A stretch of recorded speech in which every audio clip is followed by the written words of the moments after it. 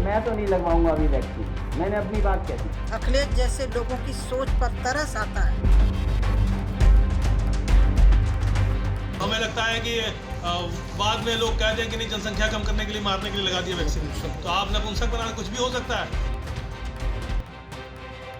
Samajwadi party के मुखिया अखिलेश यादव ने जहां कोरोना वैक्सीन लगवाने से इनकार किया है, वहीं बहुजन समाज पार्टी की मुखिया मायावती ने कोरोना वैक्सीन के भारत में आगमन को सराहा है। बसपा सुप्रीमो मायावती ने स्वदेशी वैक्सीन की सफलता पर वैज्ञानिकों को बधाई भी दी है।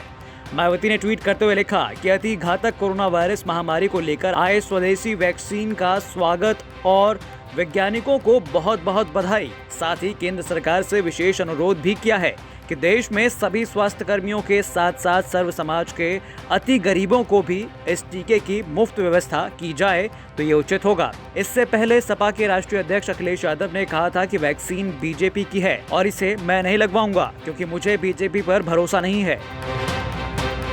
देखिए, मैं तो नहीं लगवाऊंगा अभी वैक्सीन, मैंने अपनी बात कह दी, और वो भी बीजेपी लगाएगी उसका भरोसा करूंगा मैं? अरे जाओ भाई, अरे अपनी सरकार आएगी, सबको फ्री वैक्सीन लगेगी। हम बीजेपी का वैक्सीन नहीं लगवा सकते। साथ ही अखिलेश ने बीजेपी पर तंज कसते हुए कहा कि जो सरकार ताली और थाली बजवा रही थी, वो वैक्सीनेशन के लिए इतनी बड़ी चेन क्यों बनवा रही है? ताली और थाली से ही कोरोना को भगवा देना।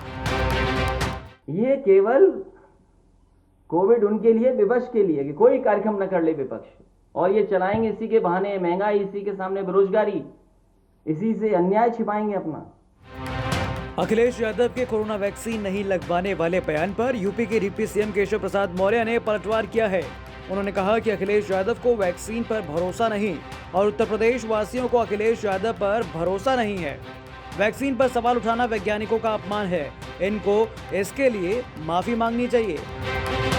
प्रदेश के पूर्व मुख्यमंत्री श्री अखिलेश यादव जी, आपने कोरोना वैक्सीन लगाने से मना करके एक तरह से केवल इस देश की सरकार का ही नहीं, बल्कि इस देश के उन वैज्ञानिकों का, उन डॉक्टरों का, जिन्होंने दिन रात परिश्रम करके इस वैक्सीन को तैयार किया है, जिसे लेने के लिए पूरी दुनिया और पूरा देश लगातार प्रतीक्षा कर रहा था, और आपने वह लगाने से मना करके, वह भी उसका सार्वजनिक बयान दे करके जो किया है, वह निश्चित तौर से यह सबका अपमान है। और आपसे मैं अपेक्षा करूंगा कि इसके लिए आप माफ़ी मांगें, और जो मुख्यमंत्री के पद पर रहा हो उसे इस प्रकार के बयानबाजी करने से पहले 1000 बार सोचना चाहिए। अब सवाल यह है कि जब वैक्सीन बनाने वाले वैज्ञानिक कह रहे हैं कि वैक्सीन तैयार है, तो फिर विपक्ष वैक्सीन पर सवाल उठाकर क्या साबित करना चाहता है?